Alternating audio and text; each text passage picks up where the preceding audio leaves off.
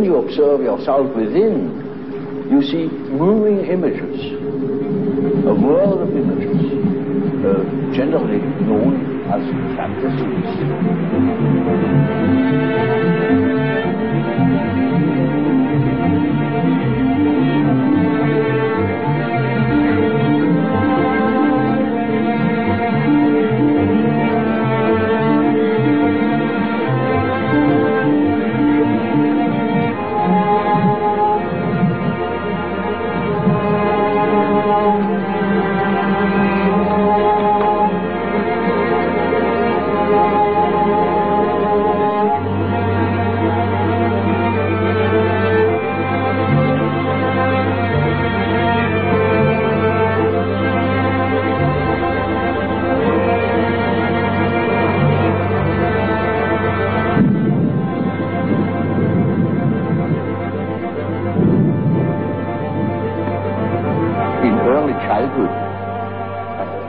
A character is already there. You see, the child is not born tabula rasa, as one assumes.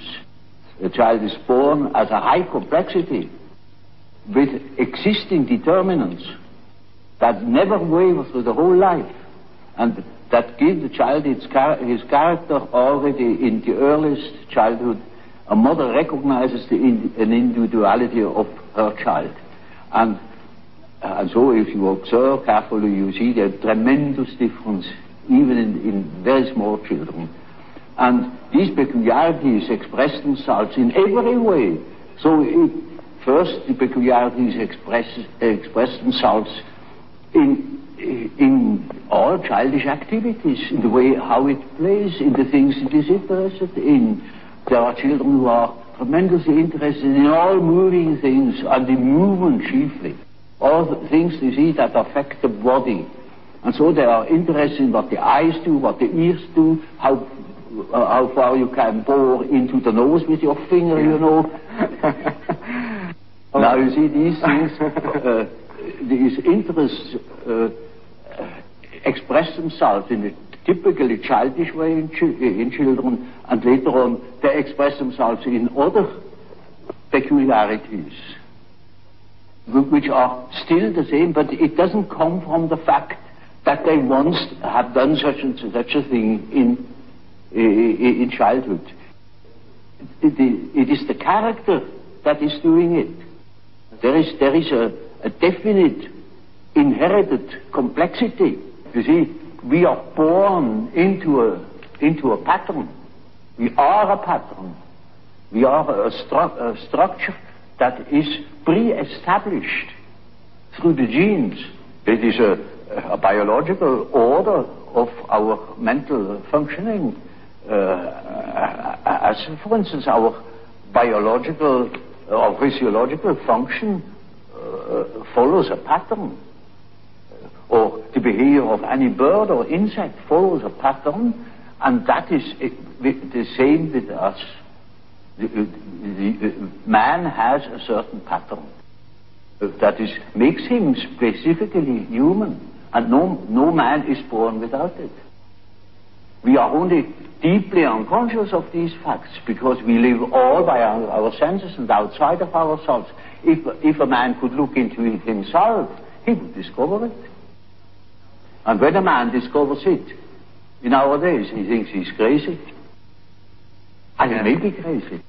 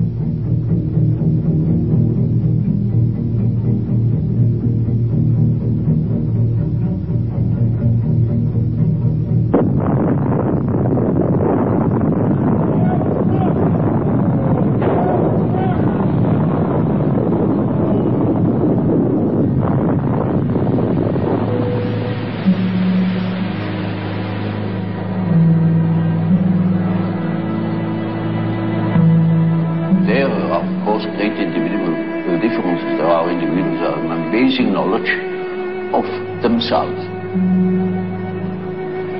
of the things that go on in themselves.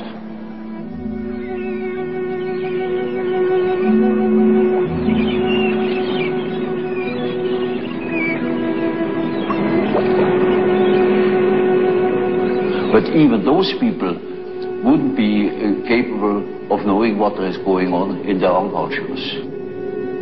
For instance, they are not conscious of the fact that while they live a conscious life, all the time a myth is played in the unconscious. A myth that extends over centuries. Namely, archetypal ideas, a stream of archetypal ideas that goes on through one individual, through the centuries. You see, it is like a continuous stream, and that comes then to the daylight in the great movements. Say, in political movements or in spiritual movements.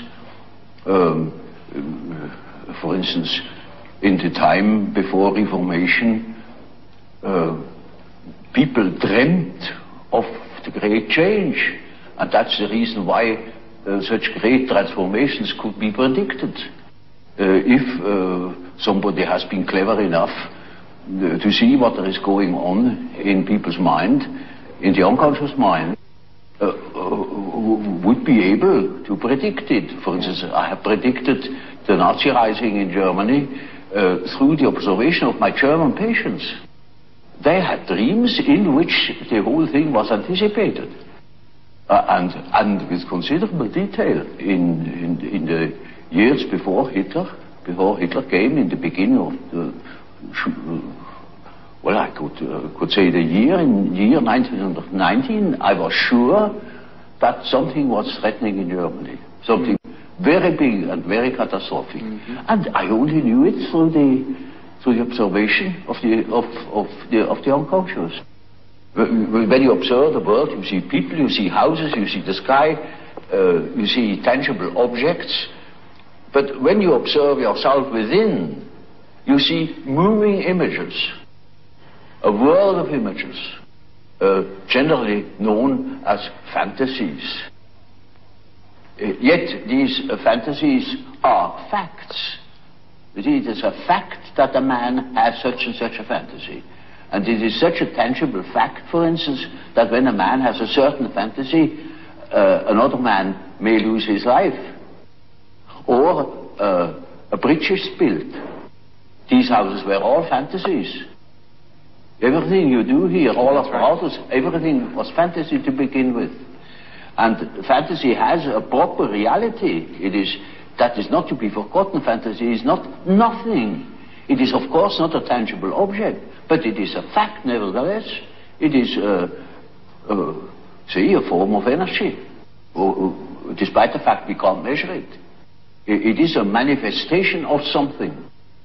And that is a reality. That is just a reality as, for instance, the peace treaty of Versailles or something like that. It is no more. You can't show it. But it has been a fact. And so the psychical events are facts, are realities. And when you observe the stream of images within, you observe an aspect of the world within. And so, you see, the man who is going by the external world, by the influences of the external world, say society or perceptions, sense perceptions, thinks that he is more valid, you know, because this is valid, this is real. And the man who goes by the subjective factor is not valid because subjective factor is nothing. Yeah. No, that man is just as well based, because he is bases himself upon the world from within. And so he is quite right, even if he says, oh, there is nothing but my fantasy, you know. And of course that is the introvert. And that the introvert is always afraid of the external world. He will tell you, when you ask him, he will be apologetic about it. Of course, yes, I know only my fantasies, and he has always a resentment. And as the world in general, particularly America, is extroverted like hell, the introvert has no place. Because he doesn't know that he beholds the world from within. And that gives him dignity, and that gives him certainty, because it is, nowadays particularly, the world hangs on a thin thread, and that is the psyche of man. Assume that certain fellows in Moscow lose their nerve or their common sense for a bit, and the whole world is in fire and flames. You see? It is, nowadays we are not threatened by elementary catastrophes. There is no such thing as an H-bomb. That is all man's doing. We are the great danger. The psyche is the great danger. What if something goes wrong with the psyche? You see? And so you see, it is demonstrated to us in our days what the power of the psyche is of man, how important it is to know something about it, but we know nothing about it.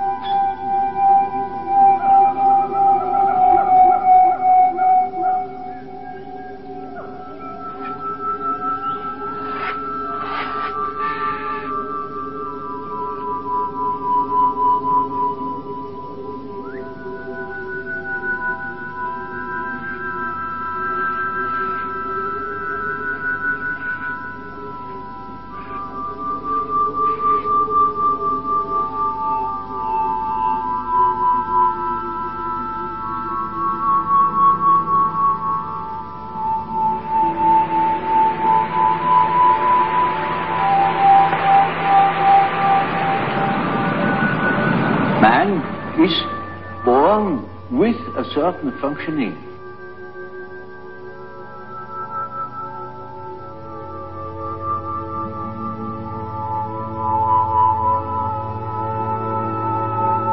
A certain way of functioning, a certain pattern of behavior.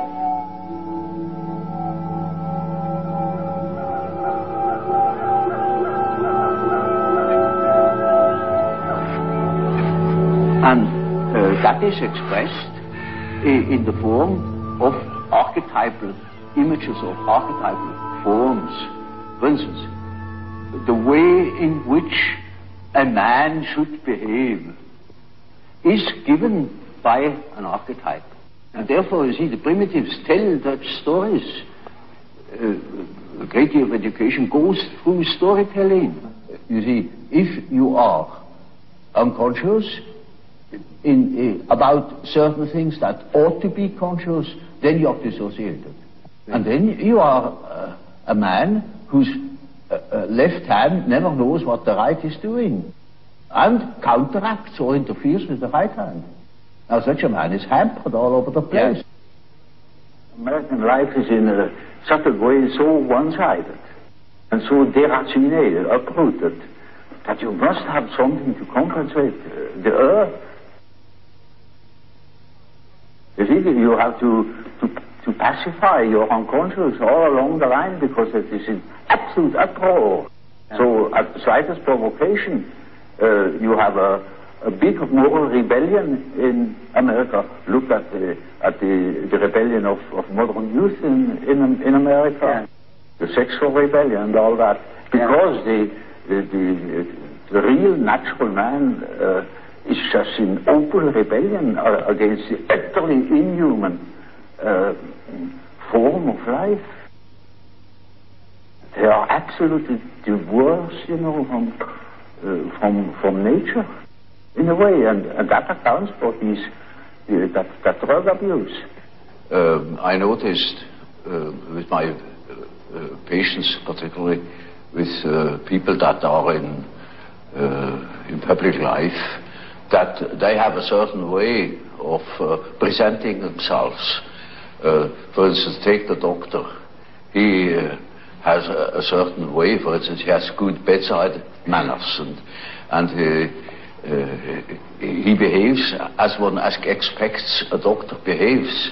He may even identify himself with it and believe that he is what he appears to be. And so when he's a professor, he's also supposed to behave in a certain way so that it is plausible that he is a professor, you know. So the persona is a certain complicated system of behavior which is partially dictated by society and partially dictated by the expectations or the wishes one nurses oneself. Now, this is not the real personality, in spite of the fact that people will assure you that that is all quite real and quite honest, yet it is not.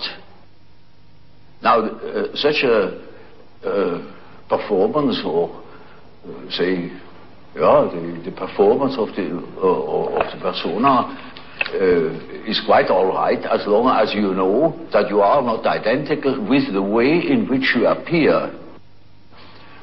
But if you are unconscious of this fact, then you get into sometimes very disagreeable conflicts.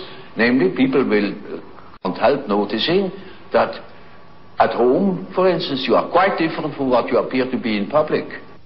And people who don't know it stumble over it in the end. They deny that they are like that, but they are like that. They are it. And then you don't know, now, which is the real man? Is he the man as he is at home or in intimate relations, or is he the man that appears in public? It is a question of Jekyll and Hyde. Often. It is such, occasionally there is such a difference that you would almost be able to speak of the double personality.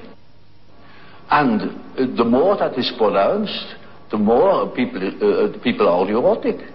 They get neurotic because they have two different ways. They contradict themselves all the time, and in as much as they are unconscious of themselves, they don't know it. They think they're all one. Everybody sees that they are two. And some know him only from one side, so others know him only from the other side. And then there are situations that clash, because the way you are creates certain situations with people in your relations, and these two situations don't chime in. They are just dissonances.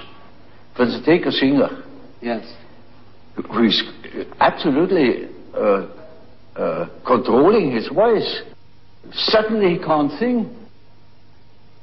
Or any other, for take a man who writes fluently, suddenly he makes a ridiculous mistake. There his habit doesn't function. It may be, you know, that what the unconscious has to say is so disagreeable that one prefers not to listen. And in most cases, people would be probably less neurotic if they could admit the things. These things are always a bit difficult or disagreeable or inconvenient or something of the sort. So there is always a certain amount of repression. When in treatment, for instance, in the treatment of neurosis, you have to do with that personal unconscious for quite a while. And then only dreams come that show that the collective unconscious is touched upon. Yes. Now, as long as there is material for personal nature, you have to deal with the personal unconscious. But when you get to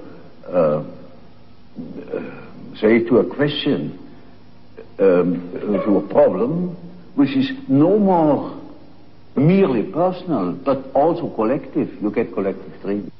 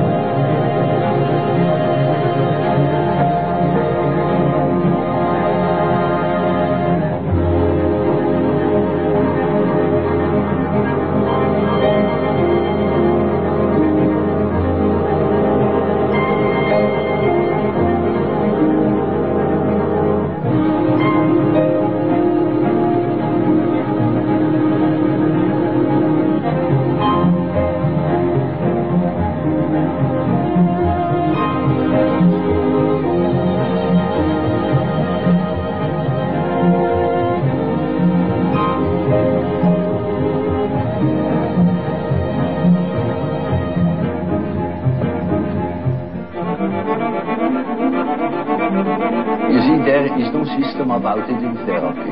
In therapy, you treat the patient as he is in the present moment, irrespective of causes and such things. That is all more or less theoretical.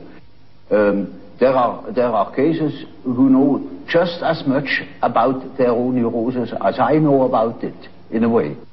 In such cases, I can start right away with posing the problem. For instance, there is a case, a professor of philosophy, and he imagines that he has cancer. He shows me several dozen X-ray plates that prove that there is no cancer. And he says, of course I have no cancer, but nevertheless I'm afraid I could have one. You see, I have consulted so many surgeons and they all assure me there is none, and I know there is none, but I might have one, you see, and that's enough. Now, you see, such a case can stop from one moment to the other. He simply stops thinking such a foolish thing, you see. But that is exactly what he cannot do. You know it is nonsense, and why should you think it? Or what for should you think it? Well, and what is that power that makes you think such a thing? It's like a possession, you know. Exactly. It's like a demon in him that makes him think like that, in spite of the fact that he doesn't want it. You see, then we have the problem. That is the problem for an intellectual man.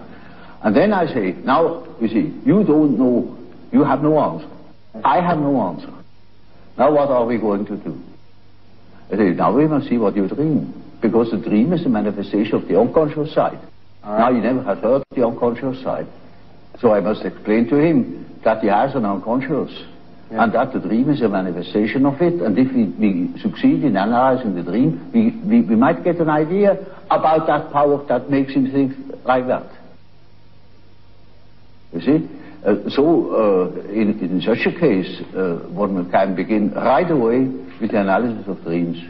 And in all cases that are a bit serious, mind you, this is not a simple case, this is a very serious and difficult case, in spite of the simplicity of the phenomenology, of the symptomatology. In all cases, after the preliminaries, as it were, history of the family, the whole medical anamnesis, etc., we come to that question. What is it in your unconscious that makes you wrong, that hinders you to think normally? And then we are there where we can begin with the observation of the unconscious. And then, day by day, one goes on by the data the unconscious produces. You see, we discuss the dream, and that gives a new surface to the whole problem. And he will have another dream, and the next dream gives again an answer, because the unconscious is in a compensatory relation to consciousness, and after a while we get the full picture. And if he has the full picture and has the necessary moral stamina, well, then he can be cured. But in the end, it is a moral question whether a man applies what he had learned or not.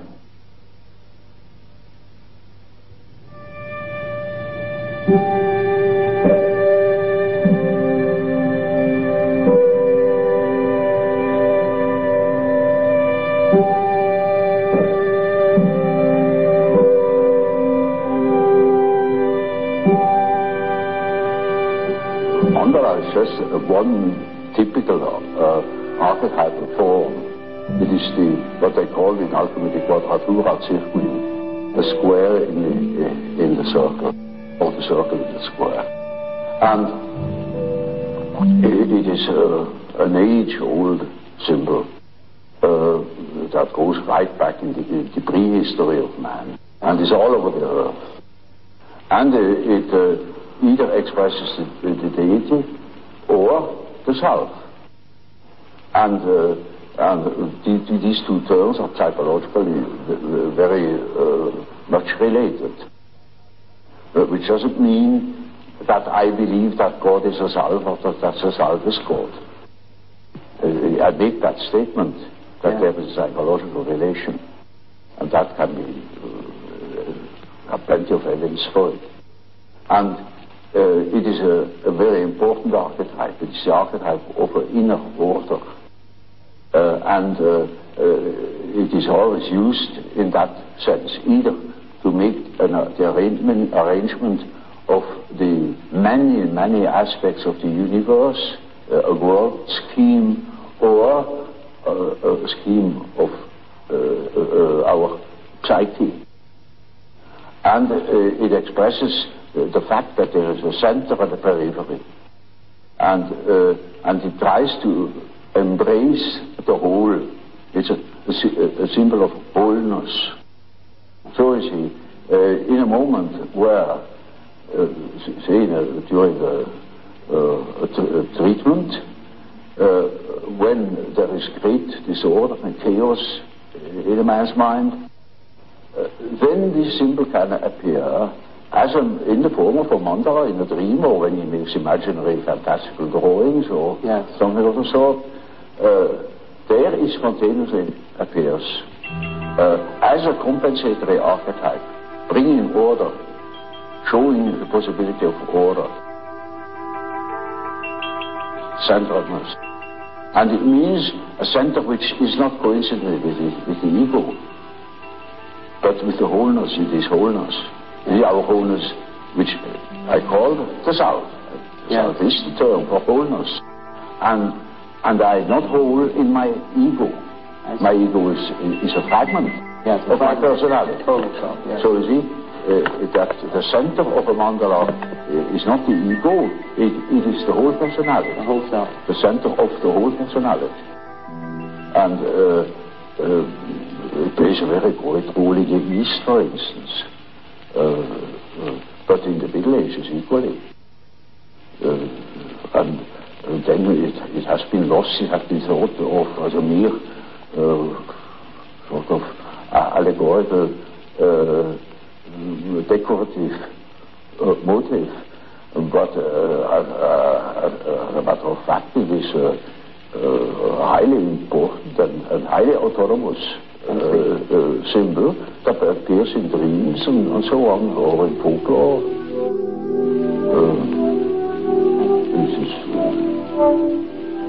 This is, one could easily say that the main archetype.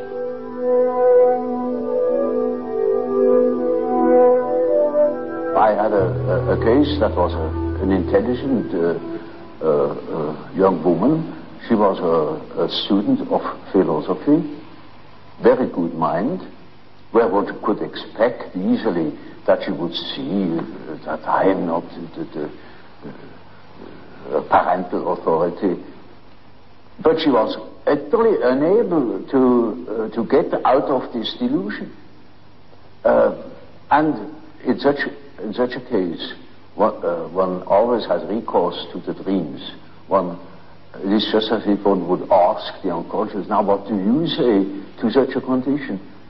You see, she says within the unconscious, of course I know you are not my father, but I just feel like that, it is like that, I depend upon you. And I say, now we will see what the unconscious says. Now the unconscious produces dreams in which I really assume a very curious role. You know, she was the little infant, she was sitting on my knees, I held her in my arms, I was a very tender father to the little girl, you know. And the last dream of that series was, I cannot tell you all the dreams, was that it was out in nature. I stood in a field of wheat, an enormous field of wheat that was ripe for harvest. And I was a child, and I held her in my arm like a baby. And the wind was blowing over that field of wheat. Now you know, when the wind is blowing over wheat field, these waves in the wheat field. Yes. And with these waves, I swayed like that, putting her as if it were to sleep, you know. And she felt as being in the arms of the Godhead. And I thought, now the harvest is ripe, and I must tell her. And I told her, you see, what you want and what you project into me, because you are not conscious of it, is you have the idea of a deity. You don't possess. Therefore you see it in me. That clicked. Because, you know, she had a rather intense religious education. Of course, it all vanished later on. And something disappeared from her world. Her world became merely personal. And that religious conception of the world was non-existent, apparently. And so she certainly became aware of an entirely heathenish image that comes fresh from the archetype. She had not the idea of a Christian God or of an Old Testament Yahweh. It was a heathenish God, you see, a God of nature, of vegetation. He was the wheat himself, he is the spirit of the wheat, the spirit of the wind. And she was in the arms of that Newman. No. Now, that is the living experience of an archetype. Now, that made a tremendous impression upon that girl, and instantly it clicked. She saw what she really was missing, that missing value, that was in the form of a projection in myself and made myself indispensable to her. Yes. Now that is a luminous experience, you see. And that is the thing that people are looking for. An archetypal experience that gives them an incorruptible value. You see, they depend upon other conditions, they depend upon their desires, their ambitions, depend upon other people, because they have no value in themselves, they have nothing in themselves, they are only rational, and they are not in the possession of a treasure that would make them independent. But when that girl can hold that experience, then she doesn't depend anymore. She cannot depend anymore, because that value is in herself, and that is a sort of liberation. And that is, of course, makes her complete, you know. Inasmuch as she can realize such a luminous experience, she is able to continue her path, her way, her individuation. The acorn can become an oak and not a donkey. Nature will take her course. She will become that which she is from the beginning.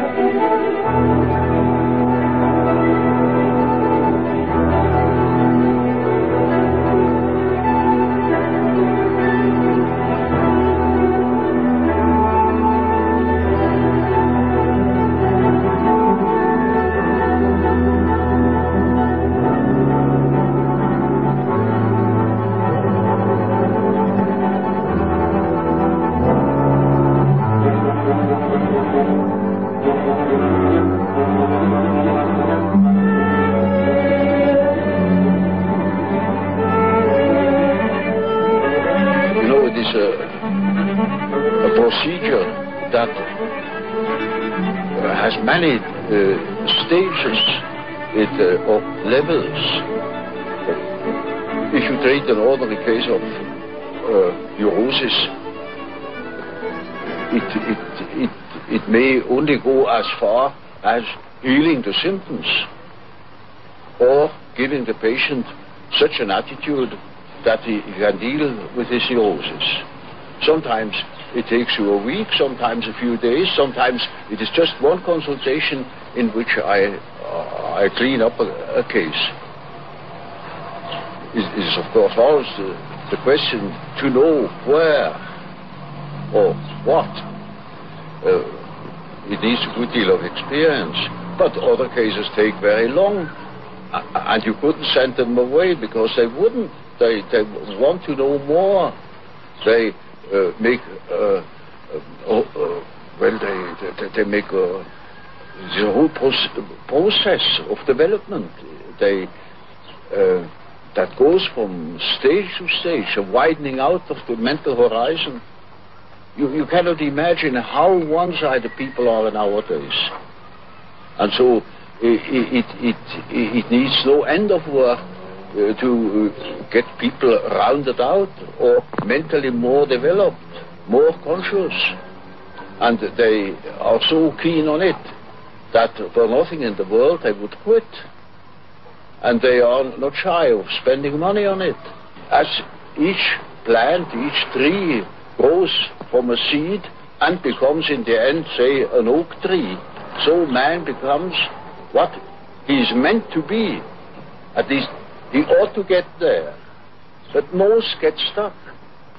They could get much further if they had heard proper things, or if they had spent the necessary time on themselves. But this is not popular, you know, to spend time on oneself, because our point of view is entirely extroverted.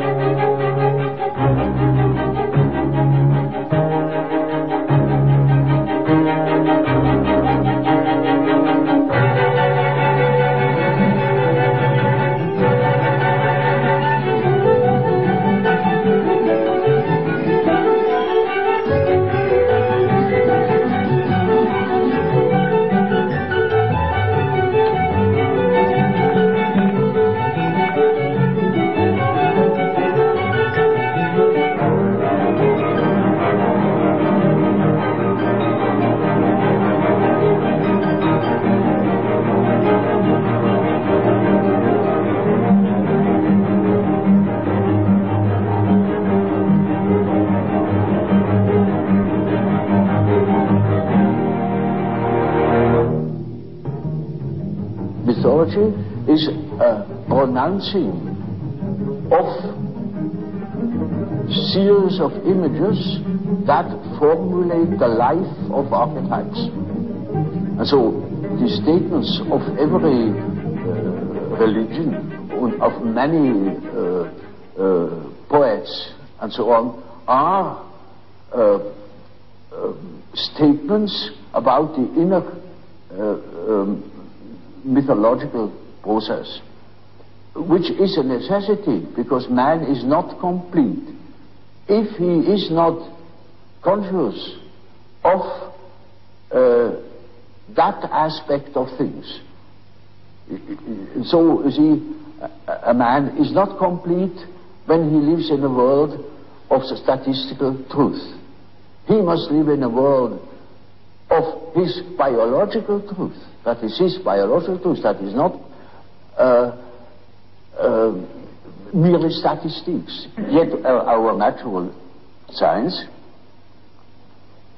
makes everything to an average, reduces everything to an average, and of course all the individual qualities are wiped out. That of course is most unbecoming, it is unhygienic. It deprives people of their specific values, where they are individuals.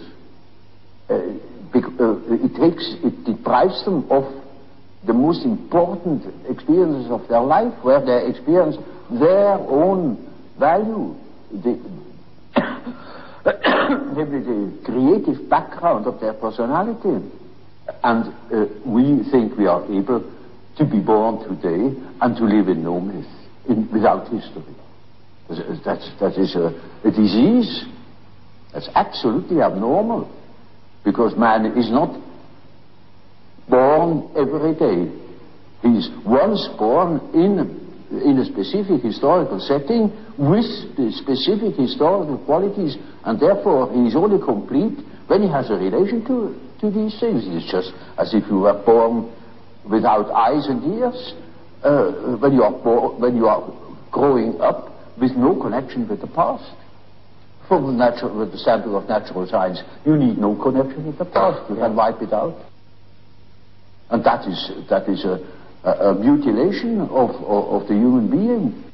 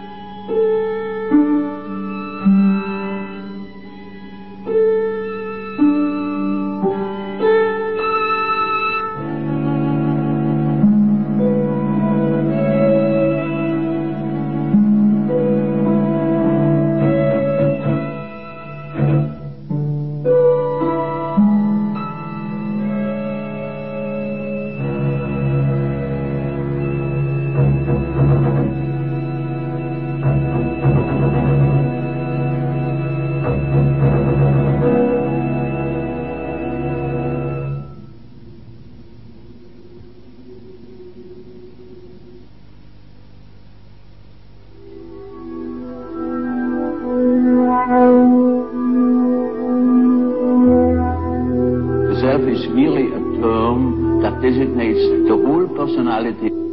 The whole personality of man is indescribable. His consciousness can be described. His unconscious cannot be described, because the unconscious, as I must repeat myself, is always unconscious. And it is really unconscious, but really does not know it. And so we don't know our unconscious personality. We have hints, we have certain ideas, but we don't know it really. Nobody can say where man ends. That is the beauty of it, you know. Yeah. It's very interesting. Yeah. The unconscious of man can reach God knows where. There we are going to make discoveries.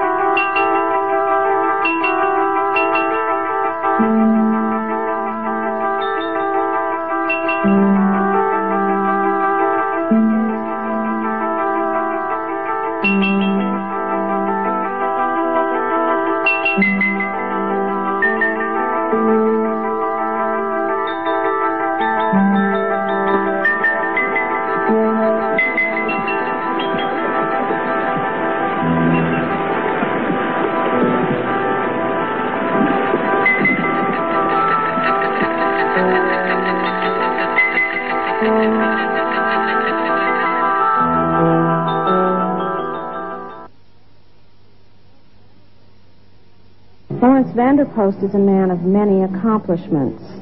He's recognized throughout the Western world as a distinguished author and statesman. Perhaps he is most well known for his successful efforts to preserve the life and the culture of the Bushmen of the Kalahari.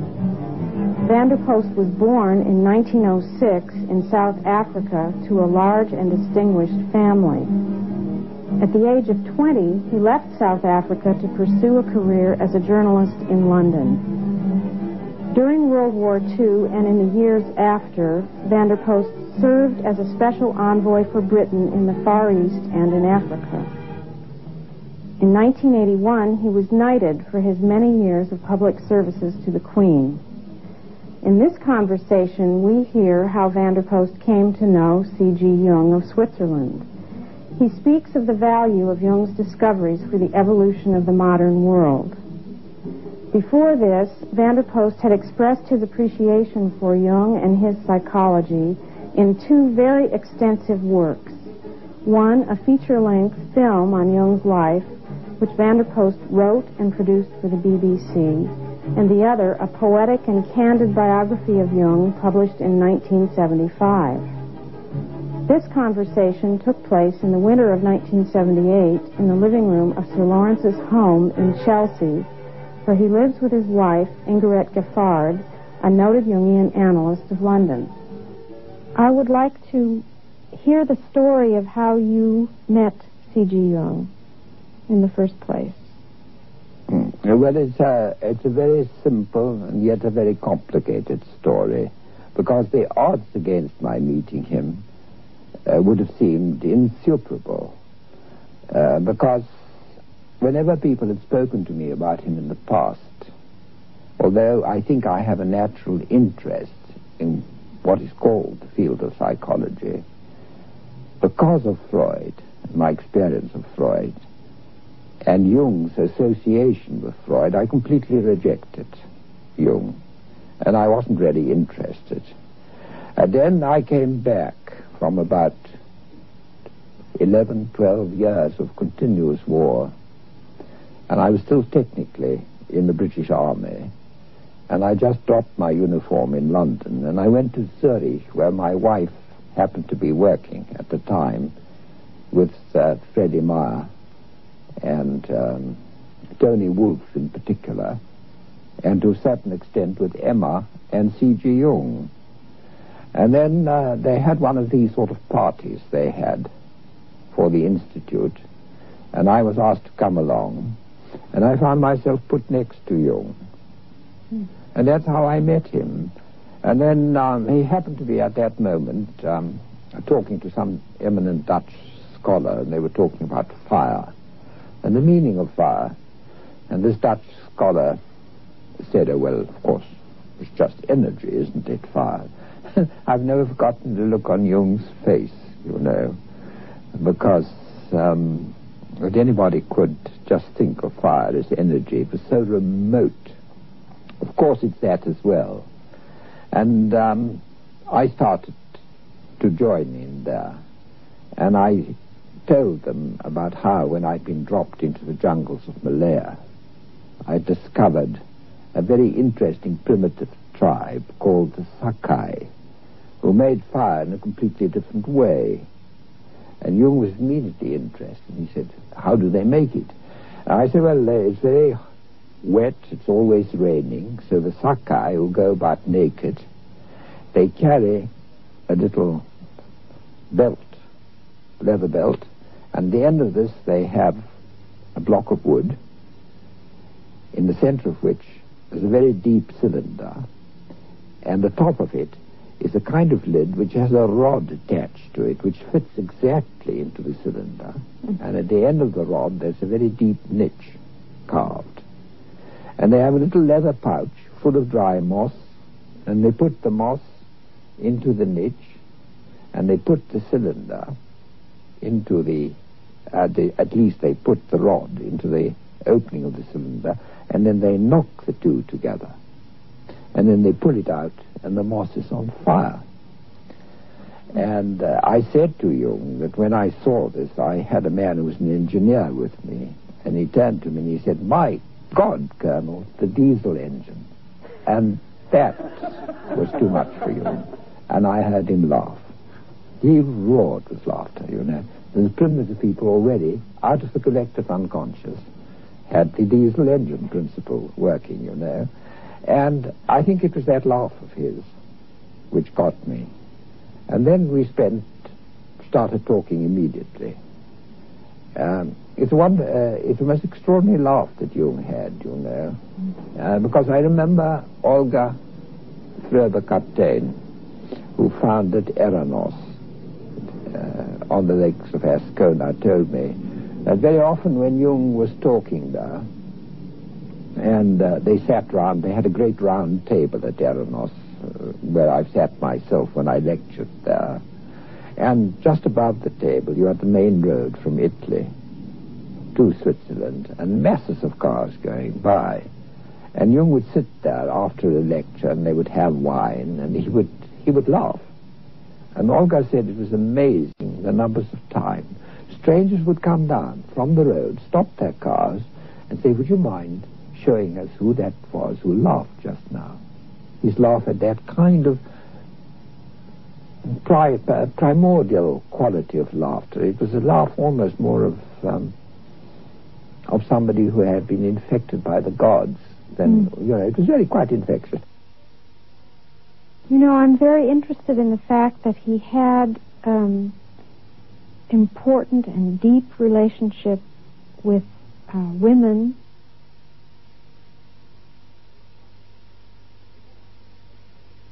It's one of the most important things, my dear, in Jung. One must never think about Jung without remembering his love of and for women, his love of the feminine in man, as well as for the feminine in women, and the service he performed for women, and the enormous service which women performed for him.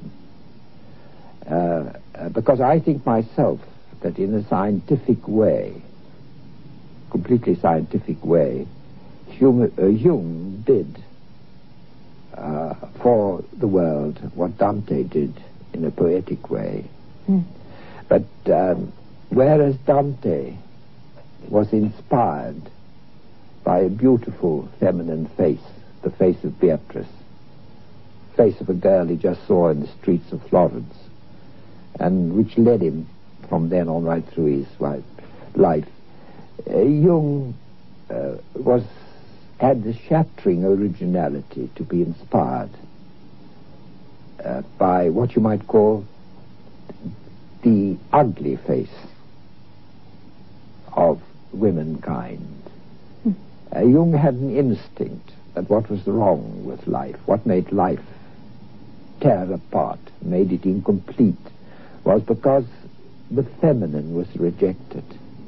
And even in his very, very first book, which he called The Psychology of the Unconscious, I think it's now called Roots of the Unconscious, which led to his break with Freud. Because if there's one thing that Freud didn't have conspicuously in his makeup, it was a sense of the importance of the feminine. I mean, Freud was very much an Old Testament phenomenon. He was a prophet. He was a very great man. I'm not saying this to belittle him, but merely to understand him. He was a very great person, a very great pioneer to whom we owe a lot. But he was an Old Testament phenomenon, and I think more of Jung as a New Testament phenomenon. But Jung had this sense of the rejected feminine enormously. When you go back into his life, And particularly if you go into the case histories which he's left behind in the Burgholzsee, which I've done. It's very, very interesting to me how most of the cases that really gripped him were the cases of women who had gone, as they called it then, insane. And there was this famous case of this woman, I think her name was Babette, who in the Burgholzsee hospital, who'd been there for donkey's years, the one who said, you know, Naples and I, between us, must supply the world with spaghetti. And everybody said, my God, she's crazy. Do you see? She's crazy. What is she talking about? To Jung, it was very significant because he saw in this a law of compensation, that she was trying to put herself into an important role because she was feeling neglected. She'd lost her identity. And he learned an enormous amount from this old lady. And when Freud visited Jung in Zurich for the first time, Jung took Freud to see this old lady. And Freud said to Jung afterwards, yes, I can see that she's an interesting case, but isn't she a hideous old lady? I would hate to spend my time with her. And to Jung this was quite a shock, he told me. It nearly bowled him over because he'd never thought of her in those terms. That's what I mean, that he could follow, not like Dante, the outward beauty and face of womankind, as most men do, but he could follow the inner face, the averted, the rejected face of women.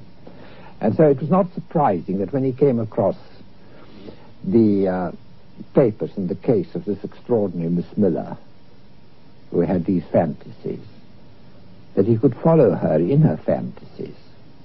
And that was his first feminine guide, was a deranged feminine spirit, driven insane, driven mad by a world of men, rejected by a masculine-dominated world. Now, Jung worked in this rejected feminine world of the unconscious for years. People came to him. He was particularly successful with women patients. And one person came into his life very early on, because he's already with Jung and Emma Jung at the famous conference in Vienna, where they are all photographed together, and that is Tony Wolff. Now, Tony Wolff, whatever the diagnosis was, it was a very serious diagnosis. A lot of people who knew her said that they despaired of her ever recovering from whatever her psychological disturbance was. I think one must accept that it was profound enough to fit the rare, exceptional spirit she was, because in a sense, the rarer, the more exceptional the spirit, the deeper the psychological suffering. And Jung managed to bring her out of this, so that by the time of the famous Vienna conference, she was already an integrated, working personality. And to me, that photograph is very moving, because the one who looks young, as if she's just been born, is Tony Wolff. To take it down into the level where it belongs, you see that all the time that Jung was working with the rejected feminine, he was, in a sense, working by projection, to use the term which he coined. And because he was dealing with the feminine through the lives of the rejected feminine in others, an immense charge was building up in himself. And that time when he let himself go, and when he landed deep down in what he came to call the collective unconscious, all this rejected feminine in himself confronted him. And I think this becomes very, very clear in that dream which he tells in Dreams, Memories and Reflections. It's a dream in which Jung again goes down, and he finds somebody whom he thinks is the prophet Elijah sitting there, and there's a great snake, and there's a young girl whom he thinks is Salome, who's blind. And Jung, in Dreams, Memories and Reflections, to my amazement, Jung deals in such detail with all his other dreams. He says, oh, well, he said, you know, the old man, the sage, and the young girl, it's a frequent theme. You find it in Lao Tse, and you find it in myths and legends, and that's all there is about it. Well, that wasn't what all there is about it. I think this is the moment of Jung's greatest psychological peril. He's confronted with the fact that, like the whole of mankind,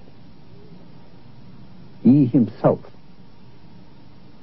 that his anima, his soul, in this aspect is blind. What happens in this period?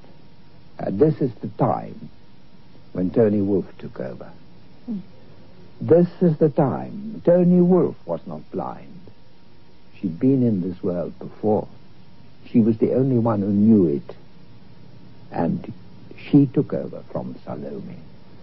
And she conducted, in this unfamiliar, terrifying underground of the collective unconscious, she was Jung's guide, to such an extent that she lived with him.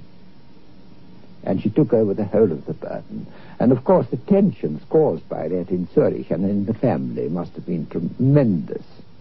But it was done quite openly, lived out quite openly. And I don't think that if it had not been for Tony Wolff, that Jung really could have survived and could have done the work on the collective unconscious in the manner that he did it, that we all owe it. This is a debt that we owe Tony Wolff, and the only way to repay it to somebody who's dead is to talk about it and to give it decent recognition.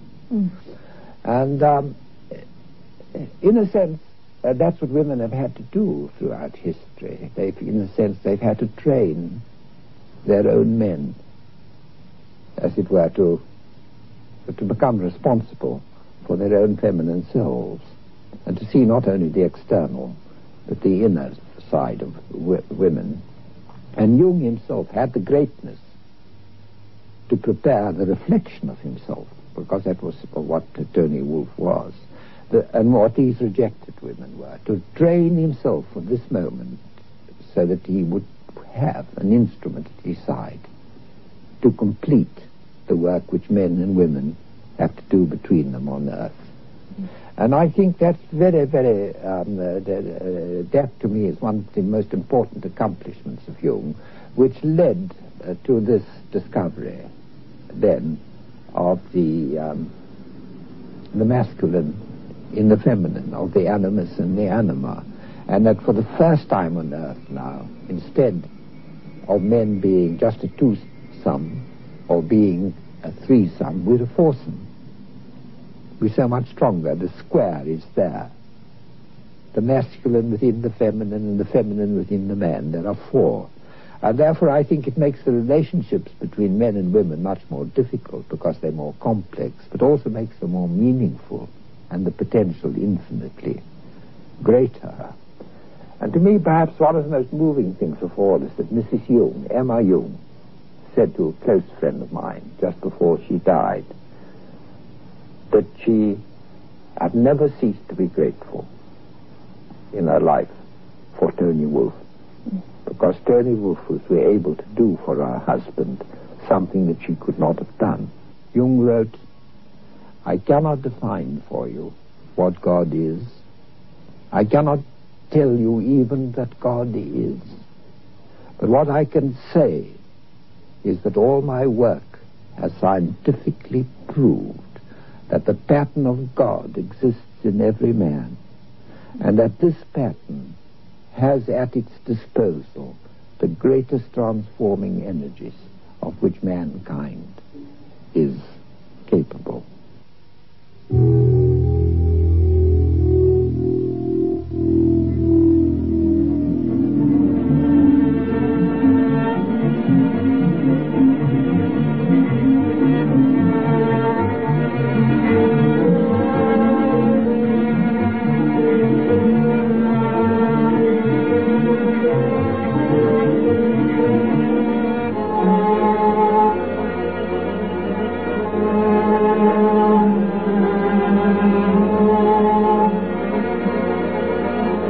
Thank you.